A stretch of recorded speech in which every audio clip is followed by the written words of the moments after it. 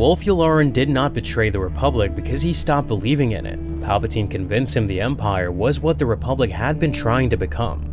Yularen was not a Sith Lord, a warlord, or a politician chasing power through fear. During the Clone Wars, Yularen served as one of the Republic's most dependable naval officers, working beside Anakin Skywalker while Jedi generals led armies into battle. When the Republic became the Empire, he stayed, moving deeper into the new regime. The admiral who commanded Republic warships became a colonel in the ISB, and by the time the Death Star became operational, he was part of its command structure under Grand Moff Tarkin. From the outside, it looks like betrayal. A Republic officer survived the Clone Wars, watched Palpatine dismantle the old system, and chose the Empire anyway. But Yularen's choice becomes more disturbing when seen from his own career. The Republic he served was not only a flag, it was supposed to be law, discipline, security, and order. When those things failed, Palpatine offered him a new answer. Not freedom, not democracy, control. And for a man like Wullf Yularen, control could look like the thing the Republic had always needed. In canon, Yularen was a stiff, by-the-book officer placed beside one of the least rigid commanders in the Republic military. Anakin Skywalker was brave, instinctive, and brilliant in battle, but he was also reckless. He bent orders, interpreted them creatively, and sometimes ignored them when he believed the moment demanded it. Yularen could respect that kind of courage without trusting it. Their partnership worked because both men wanted victory, but they did not see war the same way. Anakin fought like a Jedi first and a general second. He trusted instinct, speed, and bold action. Yularen came from ships, formations, reports, and chain of command. In his world, one reckless decision did not only risk the person making it, it risked the crew, the fleet, the mission, and the civilians depending on that mission's success. Aboard Anakin's flagship, the Resolute, Yularen was not watching a mythic hero from a distance. He was watching a Jedi general make decisions inside a military system under extreme pressure. The Clone Wars forced Jedi, clone soldiers, and officers like Yularen into a command structure that had to function across the entire galaxy. Every victory carried weight. Every mistake carried a cost. Anakin's victories could not erase the discomfort beneath them. If the Republic needed rule breakers to survive, then the Republic was already weaker than it looked. If military order depended on Jedi instinct, then military order was not fully in control. Yularen's first problem with the Republic was not that it lacked heroes. It was that heroism kept replacing structure. He believed structure was what kept civilization alive. His life pointed towards duty, discipline, and the belief that systems should work.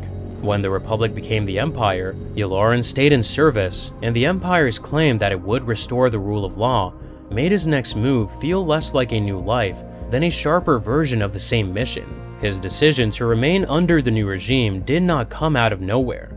Yularen was the kind of officer Palpatine knew how to use. Order, discipline, and loyalty to the chain of command defined him. He was not drawn to chaos, rebellion, or personal glory. He belonged to the type of professional who could look at a collapsing government and believe the cure was not less control, but more. That is where Palpatine's appeal becomes easier to understand.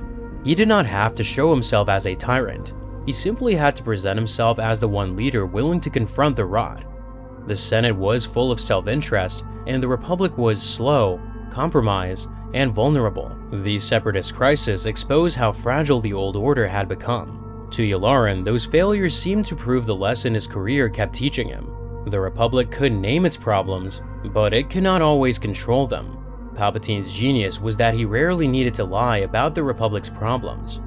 It was only necessary to lie about the solution. To a man already frustrated by disorder, Palpatine could appear less like a threat to the Republic and more like its last serious defender. He spoke the language of security while secretly building a regime of fear. He promised stability while designing a system that would answer every failure with more power for himself. In Legends, Palpatine's influence over Yularen is even more direct. Palpatine gave men like him a way to believe that stronger authority was not the death of the Republic. It was the very thing that could save it. By the time the war began, Yularen's loyalty to the Republic and his trust in Palpatine were already becoming dangerous to separate. Yularen's service beside the Jedi did not give him a simple reason to hate them. The stronger truth is more complicated. He saw their courage and their success. He watched Anakin Skywalker turn impossible situations into victories. He also saw how often those victories depended on breaking the rules that officers like Yularen were trained to protect. The Battle of Christophsis placed him against Admiral Trench, a separatist commander he had encountered before. The situation demanded careful naval thinking because Trench was not a normal opponent. He was patient, experienced, and dangerous. Anakin entered that battlefield with his usual boldness, willing to take extreme risks to beat an enemy who had outmaneuvered Republic forces before. The result helped the Republic, but it also reinforced the split between the two men. Yularen carried memory, caution, and professional discipline. Anakin carried instinct, confidence, and a willingness to gamble. They could win together, but they did not think alike. The divide became even sharper over Ryloth. During the attack against the Separatist blockade, Ahsoka Tano was placed in command of a fighter squadron. She was young, talented, and eager to prove herself, but eagerness is dangerous in war. When the battle turned against her, she disobeyed orders and continued the attack. The cost was severe. Most of her squadron was lost, and Republic forces paid a lesson that a more experienced commander would have understood before the first shot was fired. For Yularen, Ahsoka's failure was evidence of a deeper problem. A young Padawan, trained by the Jedi, had been given authority in a military operation and ignored command in a way that cost lives. Yularen did not need to dislike Ahsoka personally to see the danger, or deny that Anakin was brave in order to see the problem in Anakin's methods. The Jedi were not ordinary officers. They followed the Force, their instincts, and their own counsel. They had their own traditions and their own command culture. Yet during the Clone Wars, they stood inside the Republic military with the authority to lead fleets, armies, and campaigns. To someone like Yularen, that arrangement was never clean. It placed spiritual warriors inside a professional war machine. It gave them moral authority to people who did not always follow military procedure. It forced trained officers to adapt to commanders who could make brilliant decisions one day and reckless ones the next. The Republic survived because the Jedi fought for it, but the war also made the Jedi more visible, more political, and more involved in state power than they had ever been before. The longer the conflict lasted, the easier it became for critics to see them not as peacekeepers forced into war, but as an armed order operating near the center of government. Palpatine's final accusation against the Jedi did not arrive in a vacuum. It landed after years of war had made Jedi power impossible to ignore. That does not make the accusation true. It was one of the central lies of the Empire. The Jedi did not launch the war. They did not control Palpatine. They did not secretly engineer the fall of the Republic.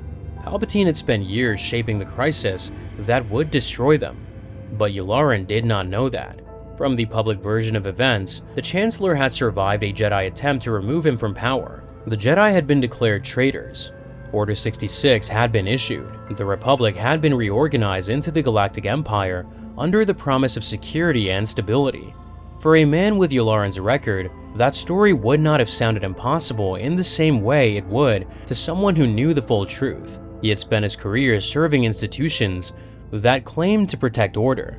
He had seen corruption weaken a government from within. He had watched Jedi generals operate outside normal military habits during the largest war in modern galactic history. He had learned to trust Palpatine as the one leader who seemed serious about stability. Then Palpatine told the galaxy that the Jedi had tried to seize control. The lie worked because it matched Yularen's fear that unaccountable power could hijack the Republic from within. A powerful institution, respected by the public, but difficult to control, had allegedly placed itself above the Republic. Palpatine did not need Yularen to understand the Sith. It was enough that he believed the Jedi had become one more unaccountable force inside a failing system. Yularen's betrayal becomes more complicated because he served the same regime that replaced the Republic, but likely did not experience the choice as treason. From his position, the Republic had already been dying. The Senate had been compromised.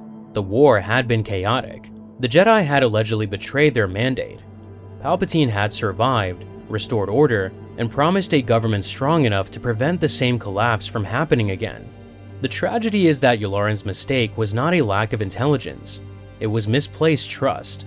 He placed his confidence in the man who had designed the crisis, accepted the public explanation from the architect of the lie, and followed orders so deeply that he failed to see when they became domination. And once the Empire rose, Yularen's next move showed what he believed the new government was for. He did not simply remain a naval officer. He left the Navy for the Imperial Security Bureau. That choice was the clearest expression of his worldview. The Navy fought wars at the edge of the map. The ISB fought enemies inside the system itself. Its battlefield was loyalty. Its weapons were surveillance, investigation, and intelligence gathering. Its purpose was not only to defeat open rebellion, but to detect disloyalty before rebellion could form. For Yularen, work inside the ISB fit everything his life had taught him. The job was built on prevention. Corruption, leaks, and political threats had to be detected before they could spread and weaken the state. Sedition had to be rooted out from the Senate, from the military, and from the institutions that still carried pieces of the old Republic inside the new Empire. In canon, Yularen moved into the ISB after the Republic became the Empire, working to root out sedition in the Senate, a role that completed the progression of the beliefs shaping his career. The Senate had once represented the Republic's promise. To Yularen, it may have also become a symbol of the Republic's failure. It was the place where corruption hid behind procedure, where politics slowed action, and where self-interest could disguise itself as principle. The Empire gave him permission to treat that world not as a democratic body to be respected, but as a security risk to be watched. Yularen's betrayal became complete when the tools he once wanted to use against corruption were turned against dissent itself. Yularen fit that system because his strengths were real. He was disciplined and observant. He understood intelligence work and valued loyalty. He did not have to be loud, theatrical, or cruel, in the obvious way. The Empire had enough men like that already. What it demanded from Yularen was quieter and more useful. It needed a professional. In Rebels, his Imperial role shows how far that professionalism had carried him. Yularen is connected to the search for Fulcrum, the rebel spy inside the Empire's network. He's not presented as a wild fanatic. He's an intelligence authority brought in because the Empire has a serious internal breach. His old skills have survived the regime change. Observation, investigation, loyalty, and suspicion still define him. Only the target had changed. During the Republic, those skills could be aimed at pirates, smugglers, separatist agents, and corrupt officials. Under the Empire, they could be aimed at senators, rebels, informants, and anyone else the regime declared dangerous. He remained the same man, applying the same strengths after Palpatine changed the meaning of the mission. In the canon TV series Andor, the ISB's broader world comes into brutal focus. After the Aldhani heist, the ISB begins new investigations, and the Empire responds by tightening its grip. The logic is simple. Any act of resistance proves the demand for more surveillance. Any breach proves that a harsher law is required. Any sign of disorder becomes an argument for deeper control. The final image of his life makes the arc darker.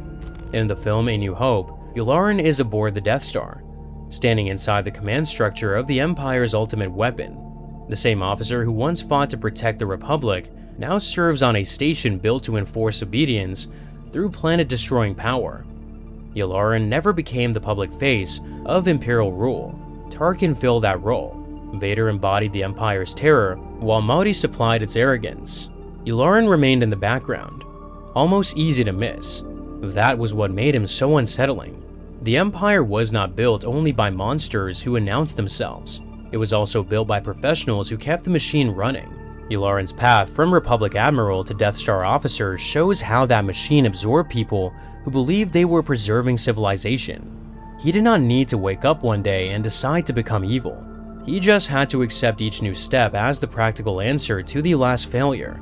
Republic corruption made stronger authorities seem necessary. Jedi irregularity made their removal easier to defend. Senate instability turned surveillance into responsibility, and every rebel cell gave the Empire another reason to tighten its grip.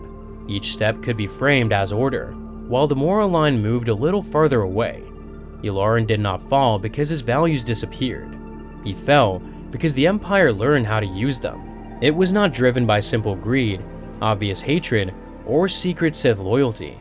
It came from discipline without enough doubt, loyalty without enough distance, intelligence without enough moral suspicion towards the person giving the orders. Palpatine did not have to turn Yularen into a different man. He only had to convince him that the Empire was the answer to the problems Yularen had spent his life trying to solve. Wullf Yularen's fall was not the story of a coward switching sides when the war ended. It was the story of a loyal officer whose definition of loyalty was captured by the wrong man. The Republic lost him long before the Death Star. The Empire simply gave him a place where his beliefs could become weapons. Yularen was only one piece of the Imperial machine. The Empire's wider history reveals how its philosophy reached far beyond a single officer. Tarkin shaped the doctrine that turned fear into Imperial policy, while Grand Admiral Thrawn pursued a colder vision of control through strategy, intelligence, and the careful study of every enemy he faced.